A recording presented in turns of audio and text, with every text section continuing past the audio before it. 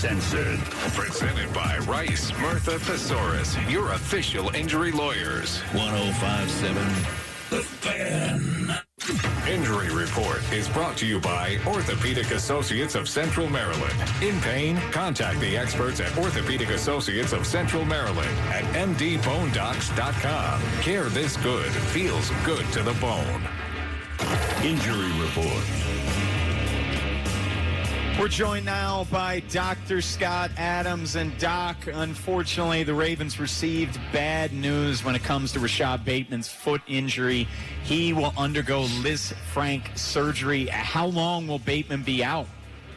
Yeah, this will likely keep him out the rest of the season. The Lisfranc injury, it's a tough injury because it first takes a little bit of anatomy to understand. First, you have the ankle bones, which are basically the end of the shin bone and the end of the fibula bone connecting to what's called the talus bone. And then below that, you have a clump of bones called the midfoot. The midfoot then connects to the longer bones called the metatarsals, and there are strong ligaments that connect that clump of midfoot bones to the metatarsals.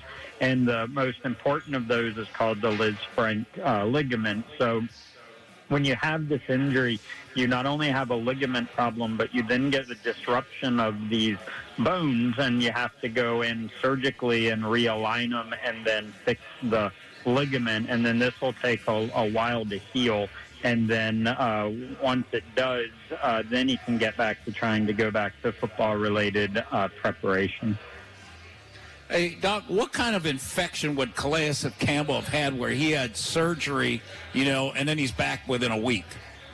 Yeah, it could be something simple like a bursitis that got infected. It could even be just a small little abscess or boil that could be infected that just needed to be decompressed. But sometimes when folks get these swellings on like the elbow or on the front of the knee, that can sometimes get infected, and it's a relatively quick recovery from that.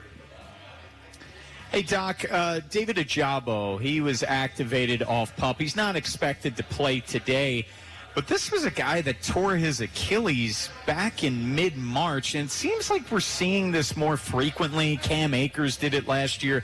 I mean, is that unusually quick to come back from an Achilles injury?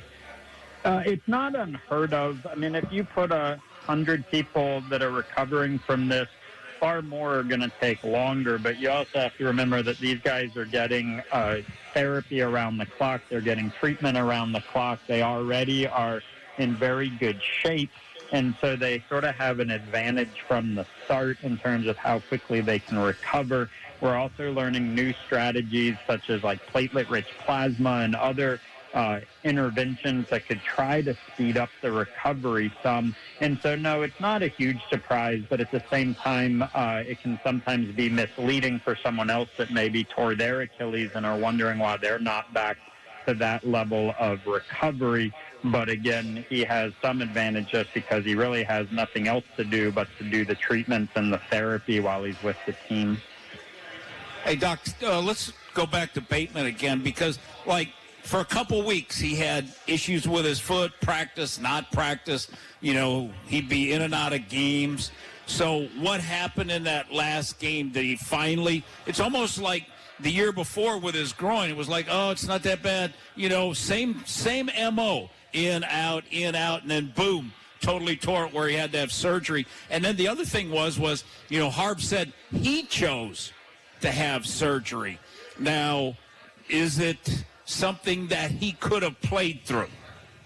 Yeah, hard to say. I mean, I feel like definition by choosing to do the surgery, he's saying that he couldn't play through it because there are a couple scenarios. One, if this is a completely torn ligament and those bones I just described are out of alignment, then there's really no scenario where you could try to play through that. That's an injury that you do need to fix.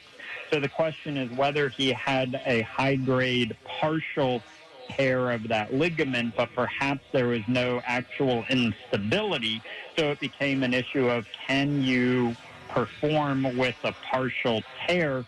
And either it got worse and completely tore, or he was just having pain and said, this isn't going, I need to just cut my losses and fix it. So I think the scenario is that he could have injured it worse, and what was stable before showed a new x-ray or an MRI that showed that the bones had shifted, which told us that the injury got worse, or it remained stable, but just because of the degree of sprain was enough to cause pain, and he just couldn't go through it, so he just wanted to get on the road to recovery now.